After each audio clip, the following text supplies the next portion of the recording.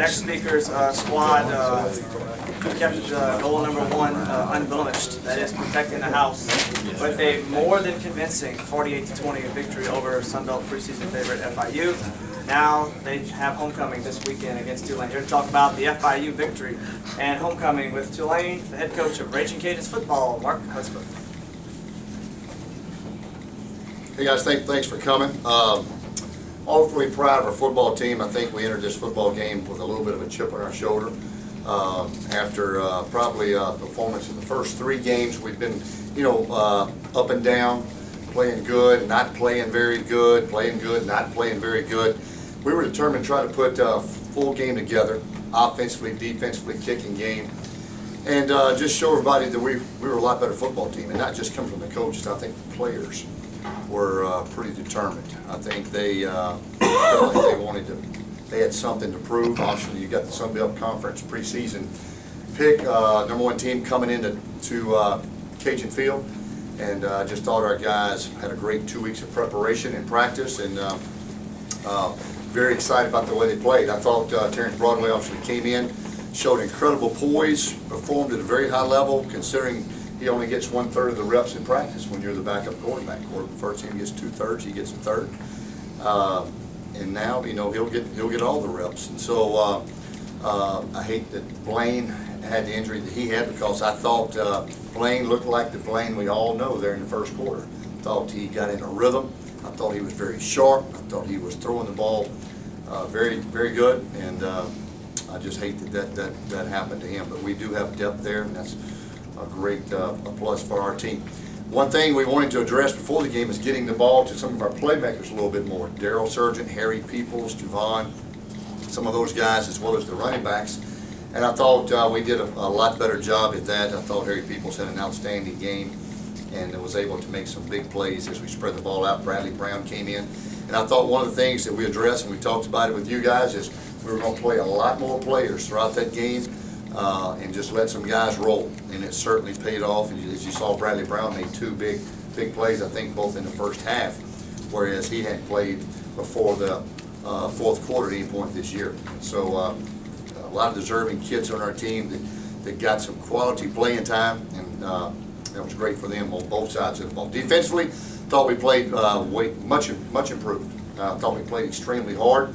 I thought Jamelis Moulton continues just to be a dynamic player back there for us, as he made, I thought, just an incredible interception on there on the sideline.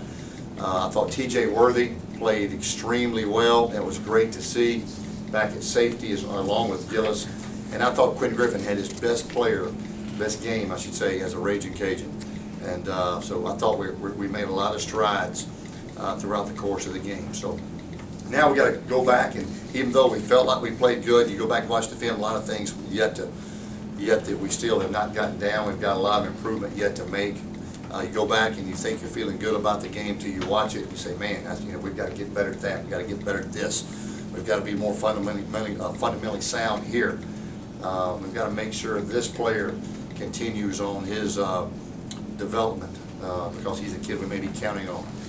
So now we turn our attention to Tulane, and I talked to our team yesterday, and make no mistake about it, they know the importance of this football game.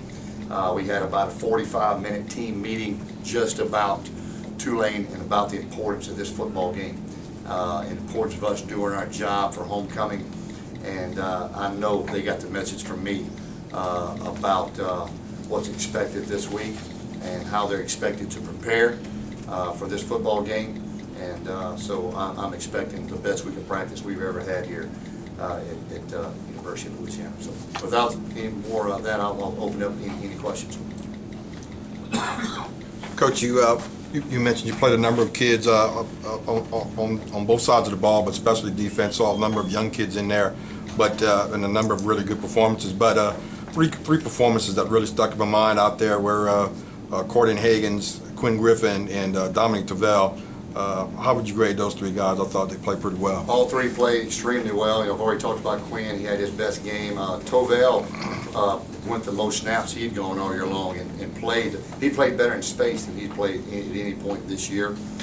Cordian just continues to improve each week, and physically, he's as good physically, I think, as anybody in this conference. And I think by rolling those guys a little bit more this week, we was probably able to turn him loose and play a little bit harder and not have to get into that 45 to 50 play range, kept him in that 30 play range where you can really play hard as a defensive lineman. Coach, talk a little bit about the crowd last Saturday and what you expect at homecoming. Well, I know this. I felt like when we went to play Oklahoma State, we underachieved as a football team. Felt like this past week with the home football game, protect the house game, our fans underachieved. Not the fans that were there. We had some great fans there, don't get me wrong, but the fans and students that were not there underachieved, just like we did 2 weeks ago. Now the challenge this week is to put it together, the football team, the fans, to make sure that Cajun Field's the toughest place to play in America. And with this team coming to town, Tulane, in-state rival, we've got to make sure our fans show up in full force. If 35,000, I told the staff and the players a while ago, and I said it one time this year already, I said it one time last year, 35,000 aren't in that stadium, I'm going to call timeout, and I'm going up and down Johnson and Master Caffrey and with a bus, and I'm going to load up about 2,500 people, and we'll burn all 3 timeouts if we have to. But we're going to get 35,000 in that stadium. This building a championship football program is a process. It starts with your football team's commitment. It starts with your fan level commitment. It starts with your university commitment. Everybody that touches your program. And we've got to all continue to strive to do our best. And I have no doubt that our fans are not going to show up in Groves this week.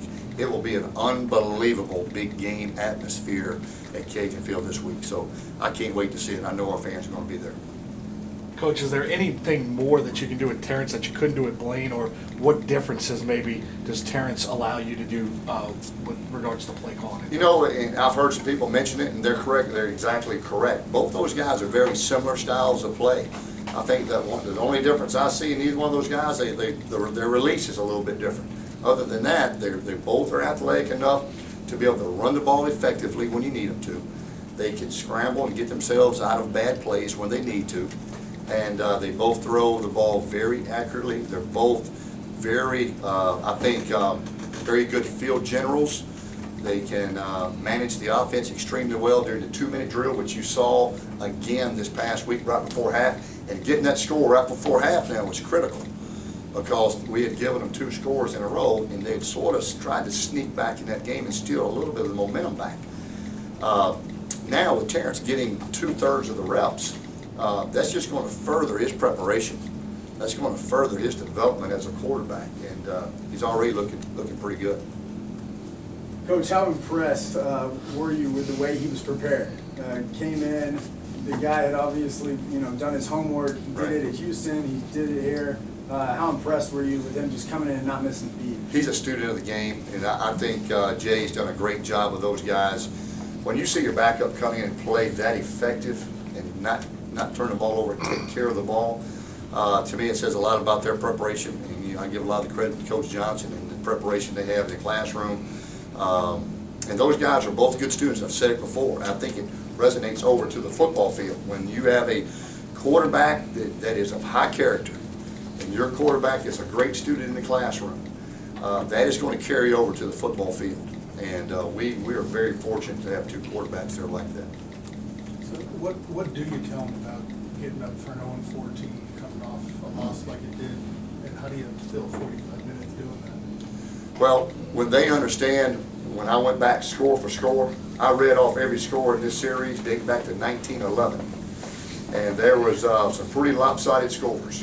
And I know this, we've taken our lumps on a lot of those sides. Most of them, 21 out of 25, if I'm not mistaken. And our whole thought process is, that was then, and we're determined to try to change that mindset. It's a challenge whenever in-state teams comes to your place. They're going to be in here sky high because they have a young team. They're going to be full of enthusiasm. Whenever you're a young team, you forget things, you move on. They're just excited to be on the field. And to come in here and knock us off would make their season. Our homecoming game, to beat us at homecoming, we know would be a great way for them to knock us down. So our preparation will be the same like it is for every game. But there will be a point of emphasis put on this is Tulane, this is an in-state school, and make no doubt about it, regardless of the records, you can throw all that out the window. Our kids are going to take this like it is the only game that we have left in the season, which is basically that's the way we do it each week. But it will be no looking past this game, I can assure you that. Coach, on the other side of the ball, on the offensive side of the ball, obviously you got to be happy about the running game. The offensive line came off the ball, looked very similar, played very similar to what they did with Troy, maybe even more physical. And one individual, and I talked to him when he was in here before you, Jerron Odom, to me, took some leadership in that game and probably played the best game that I've seen since you've been here. You know what? I really think Jerron is really starting to come into his own. And what I mean by that, his leadership style, he's really becoming more vocal at practice. He's a big man, and he's moving around well at practice with a good tempo. And he's playing, like you said, I think at a higher level than he's ever played. And I think he's demanding a lot of his teammates.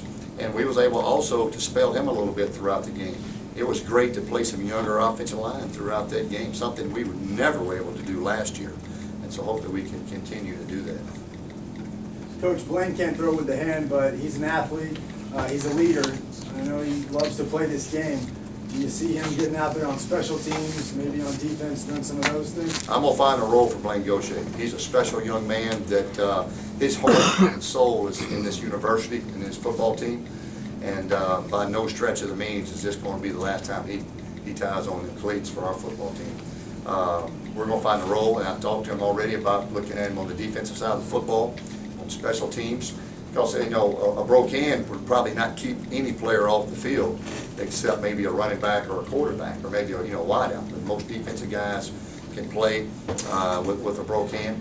And plus, in a couple of weeks, he'll be available, we're hoping. And so, like I said, he's a good athlete, he's a competitor, and he's a leader.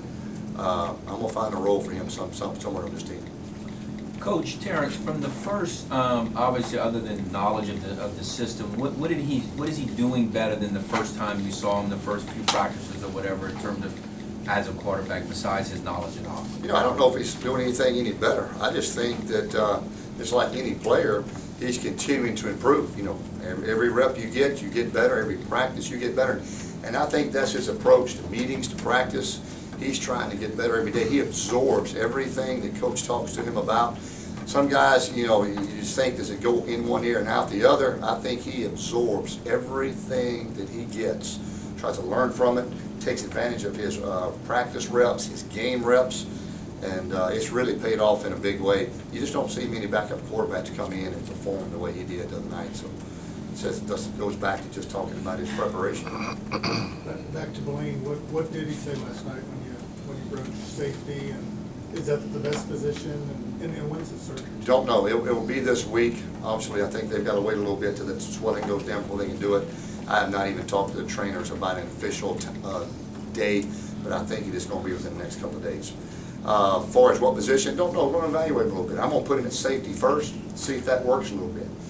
We could use a little bit of depth there. Plus, being a quarterback, he understands coverages.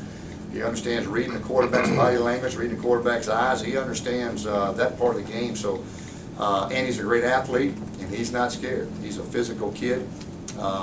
So who knows? If that doesn't work, we'll try him somewhere else. But this kid is too special of a kid. He's done too much for this football team, this university. We're not going to shelf him here with this many games left. What did he say?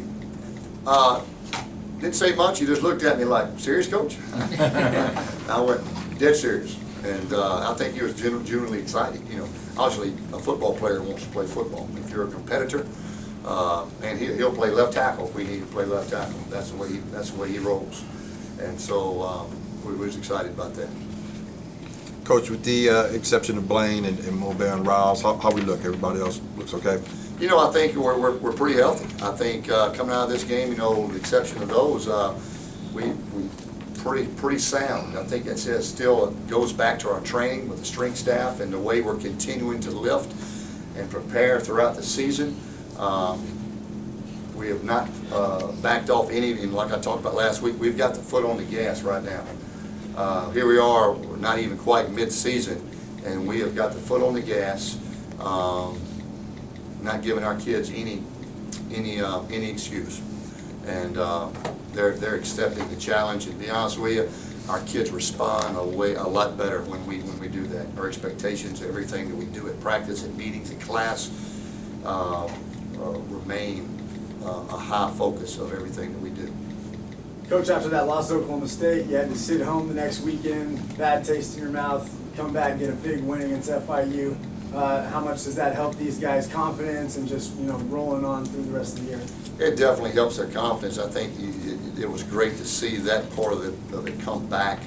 Confidence is to me very big, and anybody, within anybody, confidence helps your daily attitude, and I think their attitude, obviously this week will be of a higher confident team. But I hope though that, and we addressed that last night, just because we won a big home game, we've got a lot of football left to be played. We're taking it one game at a time, which I thought last year we did an unbelievable job of taking it one game at a time. And they understand that this game coming up is the biggest game in the history of Cajun Field, and so they've got to make sure they're prepared. And but as coaches, we remind them daily by our expectations of what they've got to do to be successful. Coach, with Terrence moving up, I assume Brady's going to get some more reps now at practice, but do you have that number 3 guy sort of in mind, what you might have to do there if something does happen? Yep, this is what we're going to do there. Brady will definitely move up, and he will be the number 2, make no doubt about it. And he's a senior. He's a guy that can come in and manage the game. He won't come out there wide-eyed. He's a senior. He's on the punt team. He's taking on 300-pound guys on the punt team. So he's been on the field. He will be able to execute well if we need him. Brooks Hack will be getting the reps with the 3s. And we're going to look at the other 2 guys too. We're not saying we're putting him ahead, but that's just a decision. You've got to decide between one of the 3. And right now we feel like Brooks, physically, maturity level, all of that might be just to the point where we could use it if needed. We're not going to play him though if we don't need to, but we're going to prepare it, and I'm going to expect him to prepare the way Terrence Broadway's been prepared. And so if he is ever needed and called upon, I expect him to be ready just as well as anybody else. Coach, a homecoming week, how do you handle that and with all the activities going on, keeping the guys focused? That was part of that 45-minute meeting, Tim. We talked about the homecoming too. Here's the job, and homecoming's a big event. It's the students' jobs, to go to all the homecoming parties. It's the alumni's job to come back and tailgate and have a great time, come to the game. Everybody has a homecoming role, whether it's to go to parties, plan the parties, plan the events around homecoming. It's the football team's job to win the game. And that is the only homecoming job that we have. And they understood that last night. I can assure you I got that message across. And it will be business as usual for the UL football team this week. We'll celebrate homecoming in the spring. We may have just one day, we call it homecoming, where they can go to a party. And we may tailgate out there at Cajun Field, let them all come and grill out. But it won't be this week, I can assure you that. Any other questions for Coach Hud? Thanks, guys, appreciate you. All right, thank you. Coach.